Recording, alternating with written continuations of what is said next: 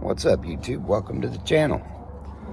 Well, I've had an issue with this old C30 of mine for a while now, and I think I'm finally going to fix it. That sun is right in my eyes. Welcome to no garage life.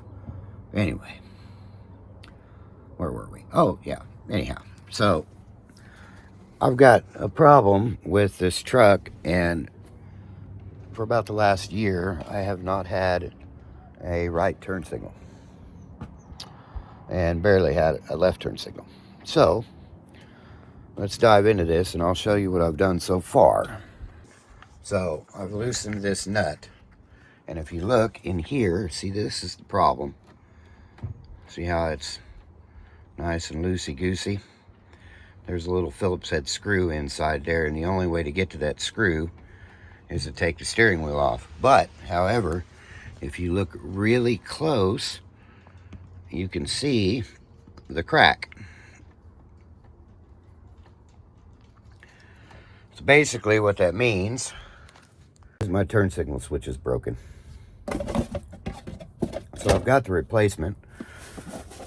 Believe it or not, O'Reilly's had this in stock. Yes. Along with this. If you don't know, that is the deal for the horn button. But anyhow, so this is your turn signal switch. And the way this works in a 1980 C30 or any GM from the time they moved the turn signals into the steering column up till they completely redesigned the system altogether, somewhere in the late 80s, early 90s. No, I think they're even still the same all the way into the 90s. They just added, subtract features. See this thing? It's two pieces.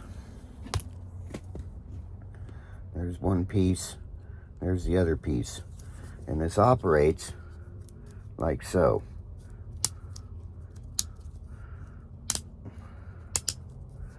Just by moving back and forth and actuating a contact in there. It's pretty simple. It's almost so simple it's complicated. But anyway, so that crack that you're seeing is right here. And this is where the lever connects. Right there. Takes a single Phillips head screw. And the only way to change this is to pull the steering wheel out and drop the steering column. So that's what we're going to do on this episode of Street Truckin' 785 Fixes Junk C30 once again. So stay tuned. I'm going to get you up there on the tripod and we're going to go town on this. Can you see me? Hi, how's it going? Yes, sheet metal dash. Loving it. So you got two bolts, and down here inside this steering column you have the retainer nut, which is right here.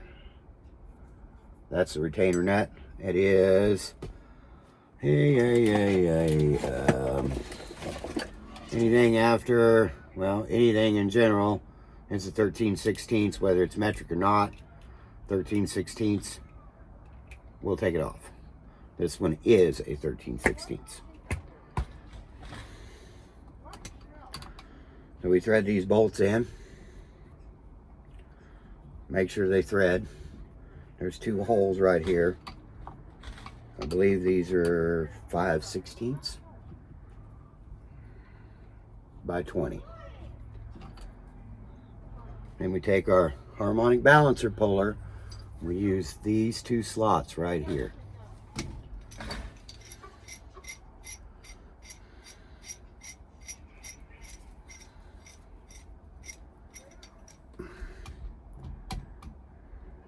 Normally, if somebody hadn't mangled this thing with a hammer, there would be a couple little divots in there that you could line this up with. I forgot, you have to take this off in order for it to work. Thread this thing all the way in as far as you can. And you position it over the steering wheel. Thread your bolts into the hole. They don't have to be super tight. They just have to be threaded in there so they have a good positive engagement. You don't want to pull the threads out of your holes on your factory steering wheel. Because I noticed the factory GM steering wheel is getting almost impossible to find. I've been looking to replace this one for a long time and I can't find a new one. Just like this horn button, I can't find it either.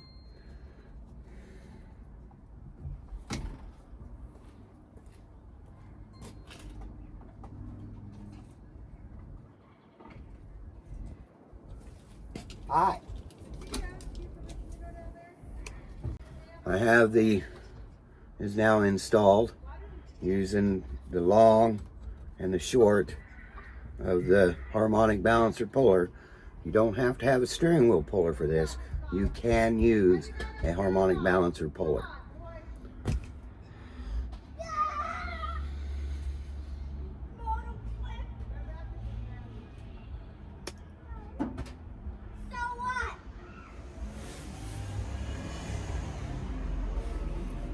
My children are having fun now. Anyway, need to get this right here. I'll be right back.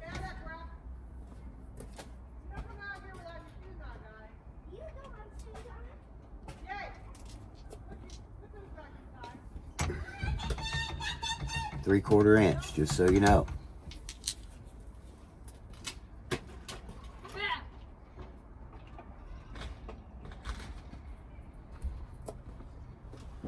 Take your 3/8 drive ratchet.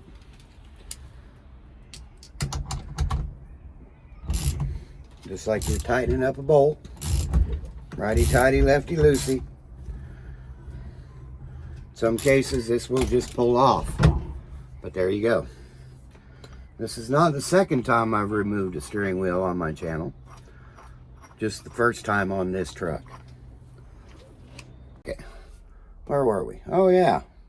I remember.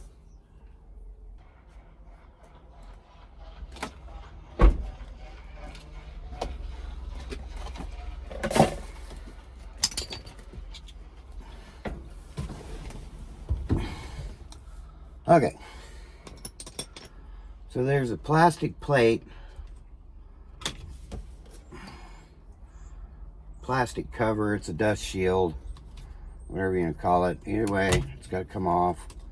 It's kind of a pain in the butt.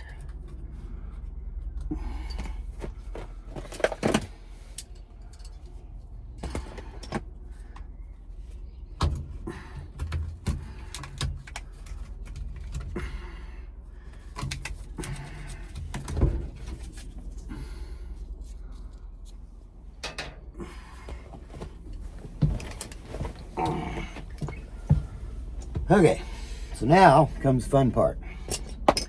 So this is what they call the lock ring.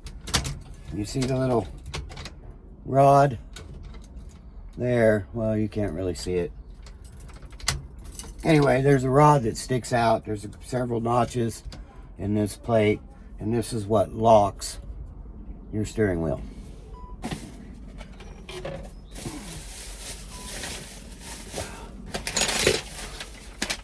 This is a lock plate removal tool.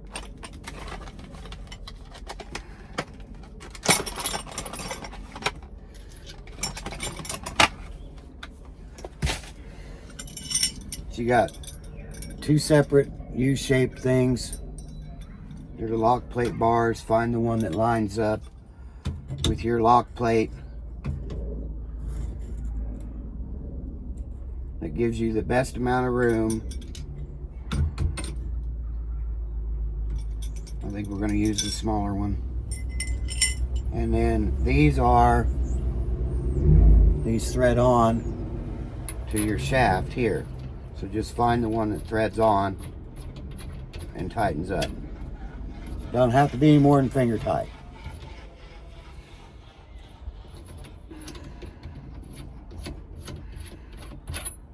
Let's just double check. Nope, that's the metric. So this one's metric. So we put that on.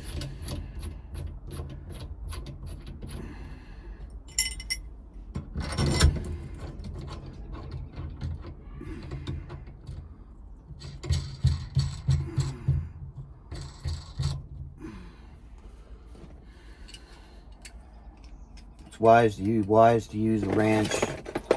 I just don't have one, so I'm going to use my trusty Milwaukee channel locks. And all this does is push the lock plate down. And that's it. Now, so what this does is it pushes the lock plate back and exposes this little lock ring here. That guy right there can be a booger to get out. So now I got to go find my pick because there's a notch in this. And you got to get that notch. Right there it is. See the little notch? And sometimes you can do this with a regular flathead screwdriver. Sometimes you need to break out the micro tools. It just depends on how many times it's been off.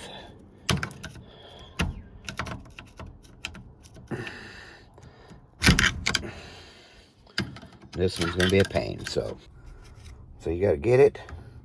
You got to keep it up because it'll pop back down in there. Ooh, almost lost it. Get your screwdriver in there. Just give her a little twist and start working her up out of there.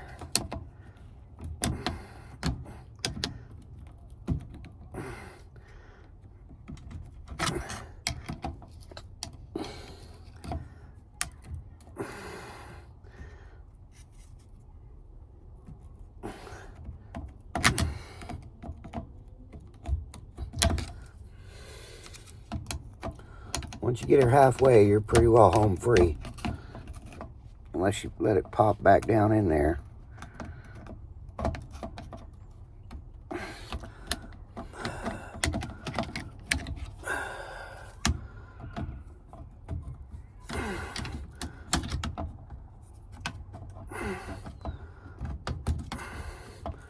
Now the way this tool is designed, you can slide that lock ring right up on that collar.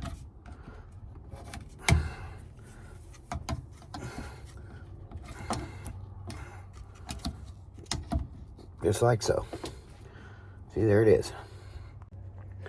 Now, we'll pull this apparatus apart and we'll get to the part we're after. And then comes the real fun part.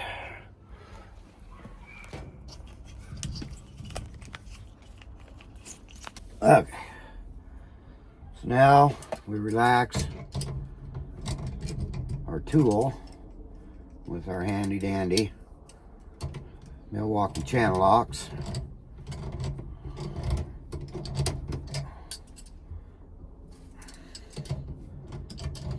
I am a DeWalt guy. I got these because they were free. Somebody gave them to me. Not promoting Milwaukee, but I mean, if Milwaukee wanted to hook me up, maybe I'd convert. Otherwise, they're just too expensive. To me, a tool's a tool as long as it performs. It does its job. That's all I care about. That's it.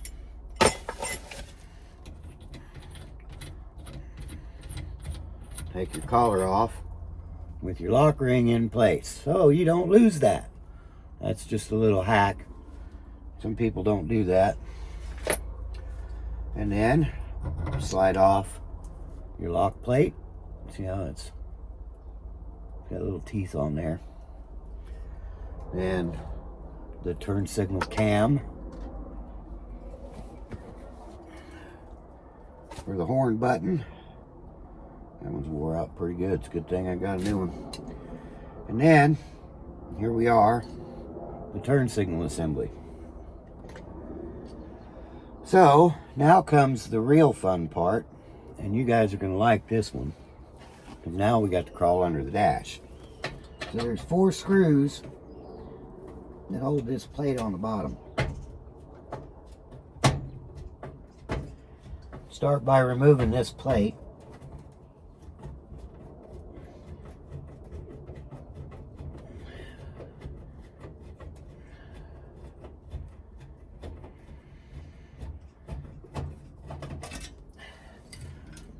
And yes, I do have a doubled in my square body.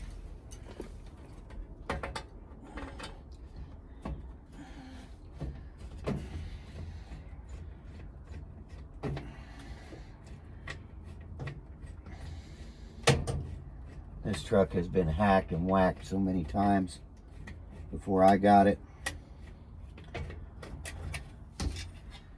It's kind of hard to keep track of everything that somebody else has done. And I got to repair it as I find it and fix it. But anyway, so down here is 4. I think this one's 4, or is it 2? Nope, this one's just 2. 2 9/16 bolts, or 5/8, and then there's 4 that hold this little metal strap. I don't know if you can see me down here or not. Get the shifter out of the way. There we go.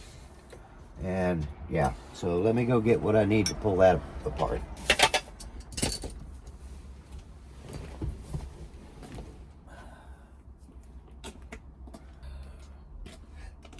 I forgot this is a 1980, not a 76, 77. So those are 15 millimeter. And the ones down here, I believe, are 13s. No, smaller. Oh, that's because that's a 14, not a 13. Okay.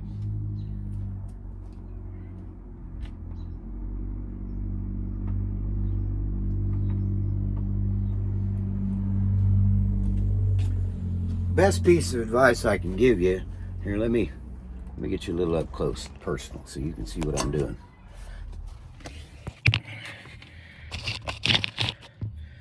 So these 4 bolts right here. The first thing you want to do before you drop this column out is you want to put your ratchet on here, and you want to pop these 4 bolts loose. Sometimes they can be tighter than the hubs of hell, and sometimes not. It just depends on whether or not anybody's ever been in here before. So you get that.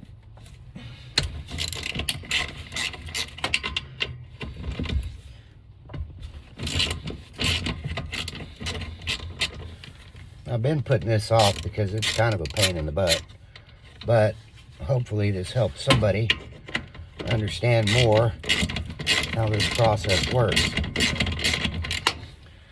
And then here in a few minutes, you will understand why I have to do this. Take your 15 millimeter, get up in here.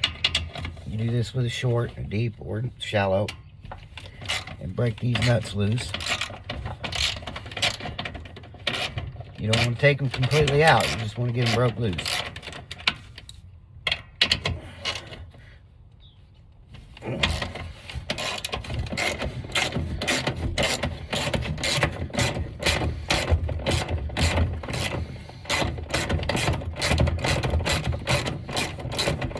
I have reason to believe that somebody's been into this column before.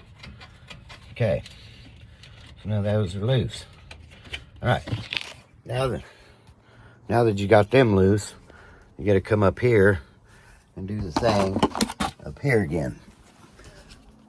Oh, we'll show you. So now that you got your bolts down there loose, you got to come up here. You need to take this Phillips head screw out. There's a Phillips head screw, focus, right there.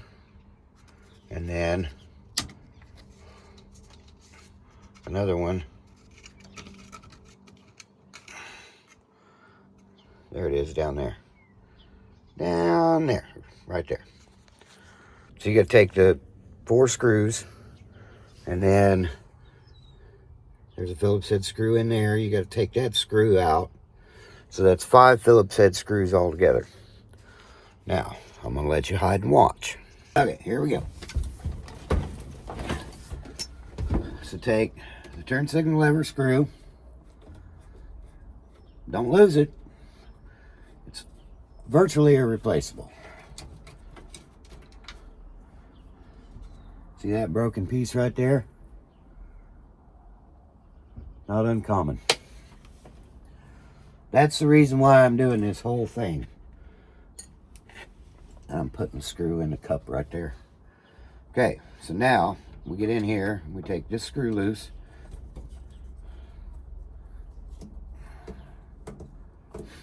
And by the way, if you're changing your ignition switch out, This is also how you do that. I can show you briefly when I get this apart.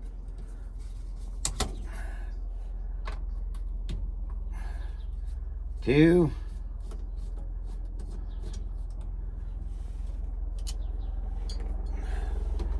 And three. Don't forget this guy. Hazards are working.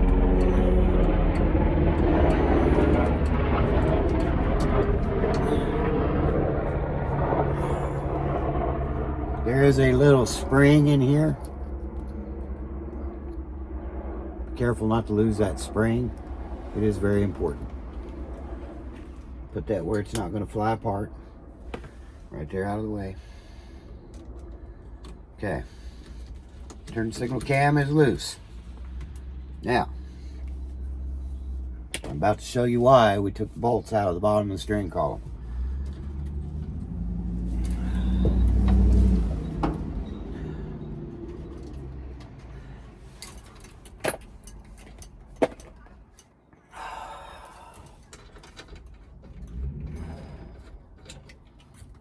One, two. This is a lot easier to do on a non-tilt. A tilt column is a little more difficult because then you got the working parts of the tilt mechanism to deal with. And I laid my ratchet down right over there. That's where they used to call me the absent-minded mechanic. Okay.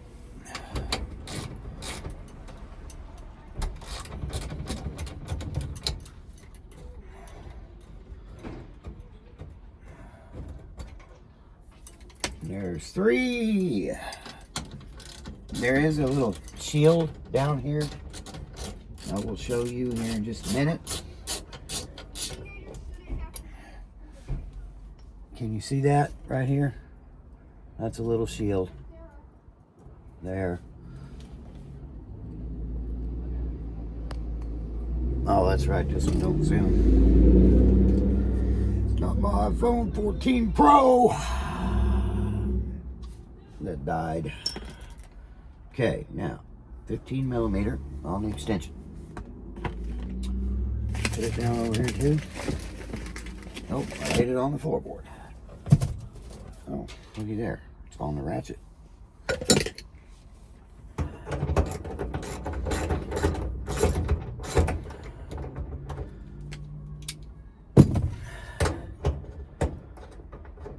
I do recommend when you go back together with this, you do not use an impact to put it back on. The reason being is this is a breakaway steering column and the torque specs on this are good and tight, not 25 ugga-duggas. So this has got to be able to slip in the event of an accident.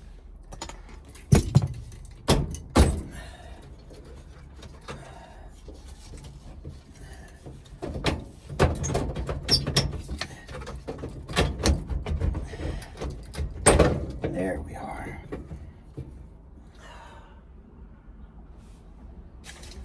I got a zip tie right there. I didn't put it there. There we go. By the way, zip tie, grab it with a pair of pliers and twist, it'll break right off.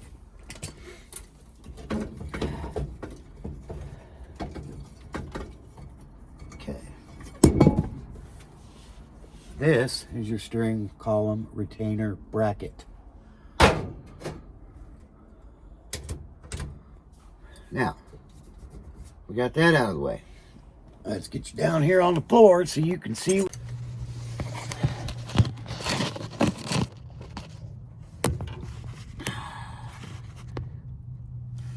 So right here is a loom of wires. I don't know if you can see it or not. There's a bunch of shit in the way right here. That loom of wires is this loom of wires. Okay? So you got to disconnect that. So there's a little clip. And then it unplugs. And there's a couple of retainer clips where she retains to the steering column. Most of the time they get broke.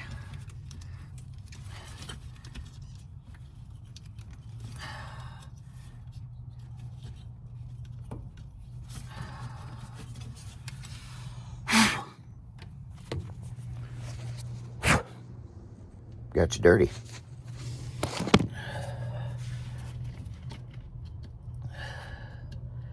I hate this part right here because I don't like breaking these clips. Because once they break, that's it. Well, I guess it don't matter. I forgot. The new one comes with new clips. There we go. Just like yay. There's the end of your plug. Okay, now, time to go back up top.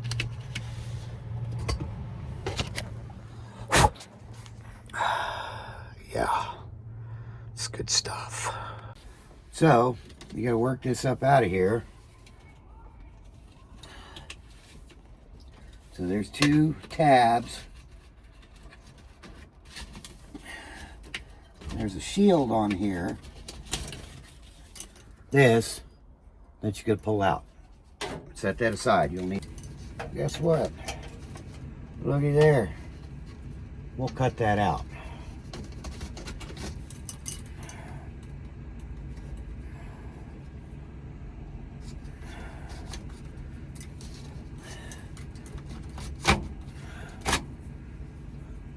Bingo.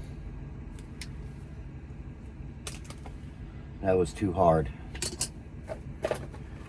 I should have checked, double checked. Make sure I got that screw out of there. Okay, now I'm going to show you this while we're in here. So in order to remove the ignition switch from this, you see that Phillips head screw? You have to turn the key to the on position. You take your Phillips head screwdriver,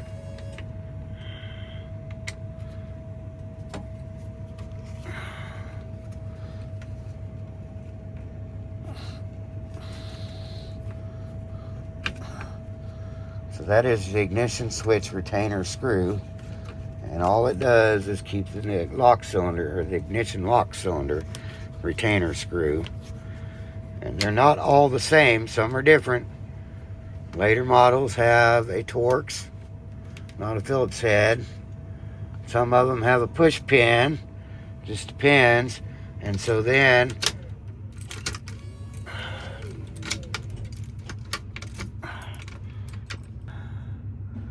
I'm not changing my ignition switch out, but you get the idea. So this pin right here, take that pin out and remove your ignition switch. So now you know. When you know, you know. And then just put it back in.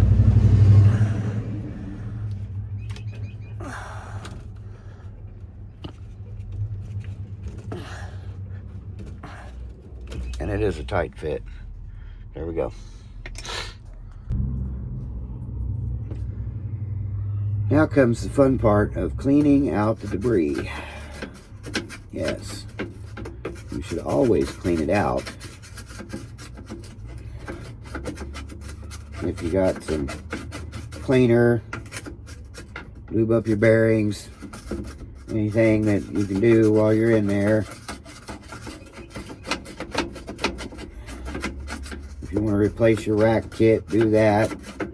We're not getting into that one in this video.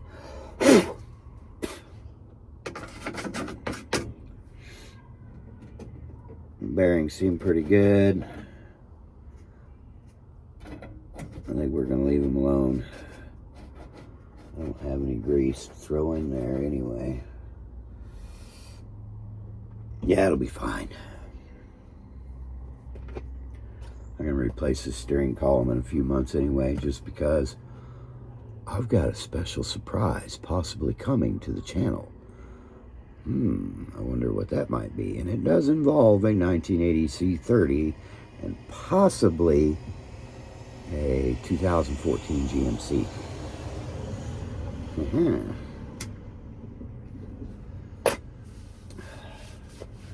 I don't know if you guys are aware, but this big block is it's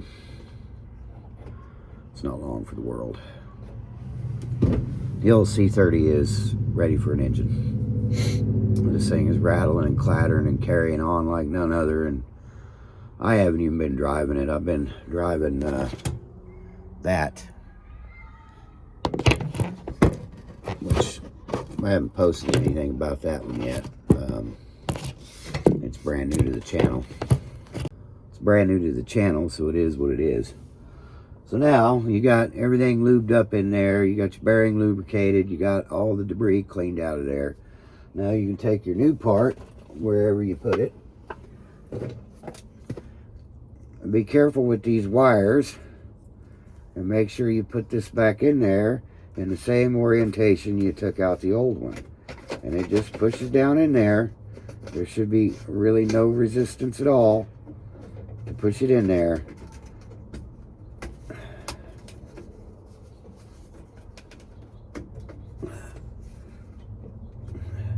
And that's it.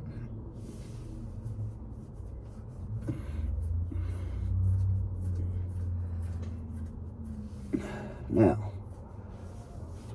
where did we put our screws? There's one. When we put our screws, just reverse the process. Put the same 3 screws back in it. Put the one here. Here, started in the hole. There we are.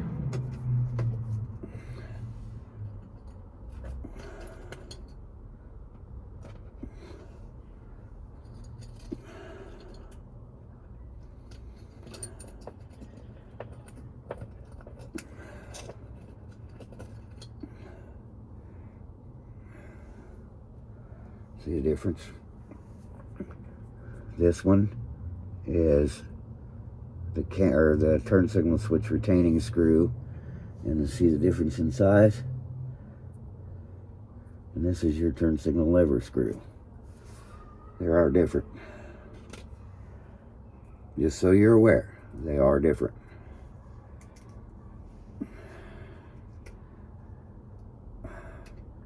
Oh, yeah, it'll be fine.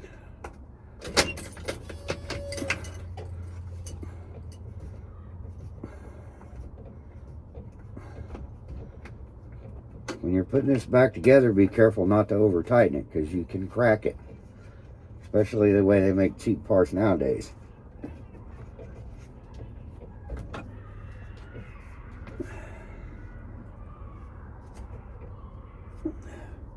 Something's not right. I don't like it.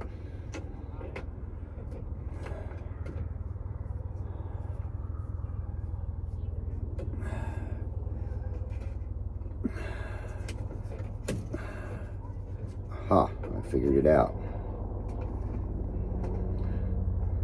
There's a little alignment hole in there you gotta get. You gotta hit that alignment hole. If you don't hit that alignment hole, it throws things out of whack.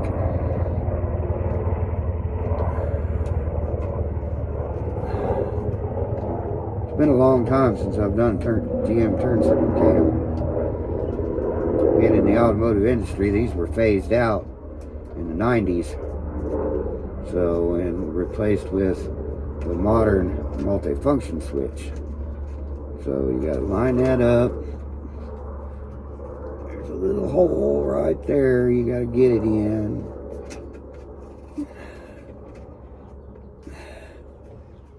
You got to line it up with your, oh yeah.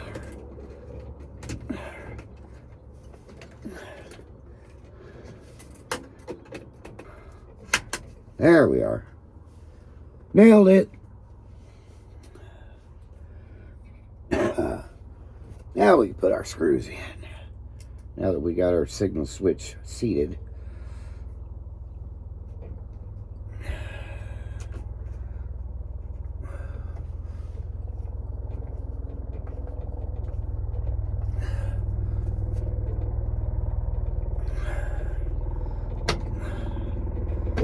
Okay.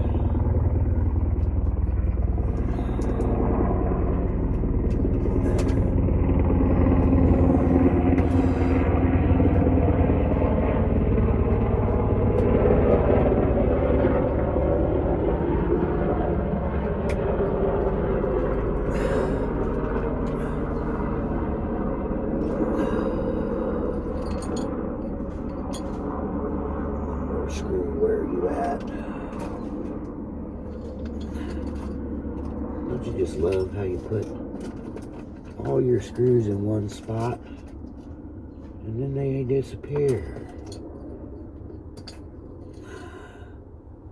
That ain't it. That's my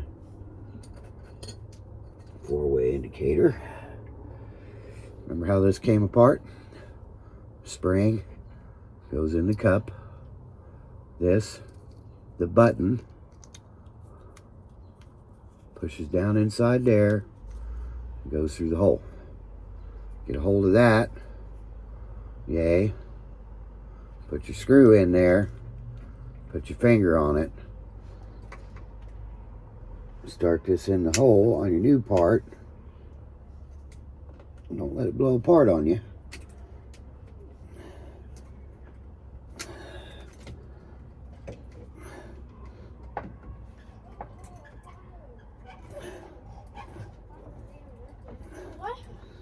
And you will be cutting threads in the new part. Threads are not cut. Just be careful. Take your time and just slowly thread it in. Otherwise, you'll mess some stuff up.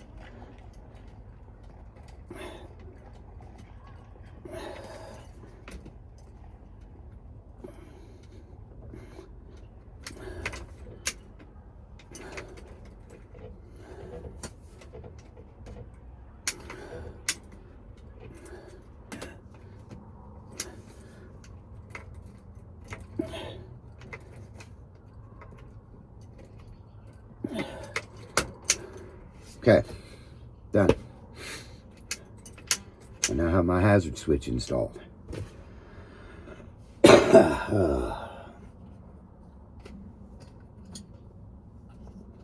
Now, where is my turn signal lever? Right there.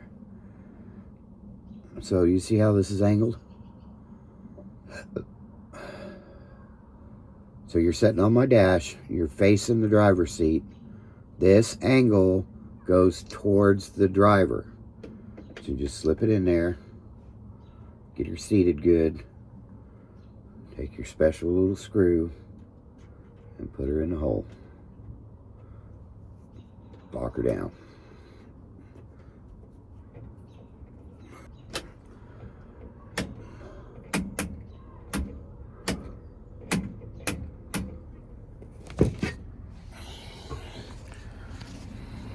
When you get done, it should look like that, and it should go with a very audible click.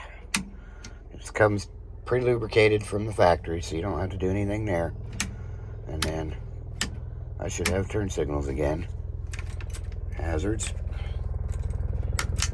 Everything is functioning properly. Now, what I like to do is I like to test and make sure that everything is functioning as it's supposed to before I put it all back together. So I'm going to set you guys up back there at the back of the truck, and I want you to comment down below whether or not my right turn signal and my left turn signal are both functioning or not. All right, hold tight.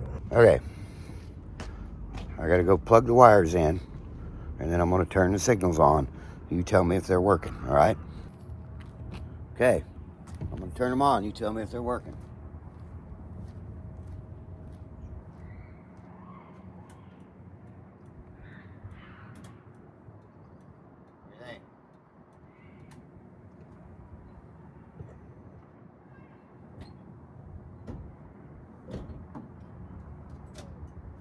I'm going to end this video off here. I appreciate you guys watching.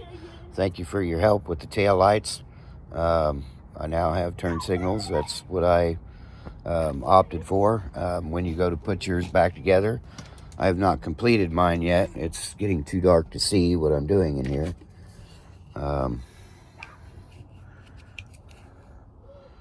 Just put it all back together the way you took it apart, and everything will be grand.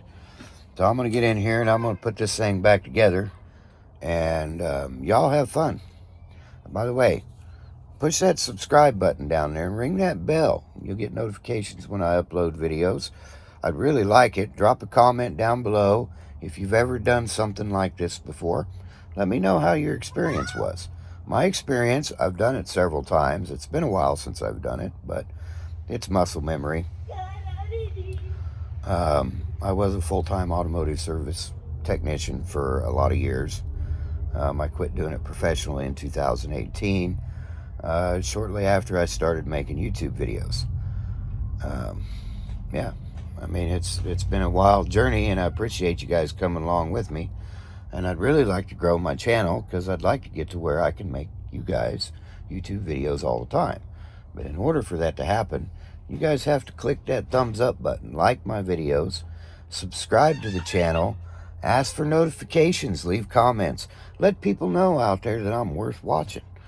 Sometimes I come up with some really good content and DIY stuff, and I'd really appreciate it. All right, well, y'all have fun. I'm going to put my truck back together so I can get up at 6 o'clock in the morning and go to work. Peace.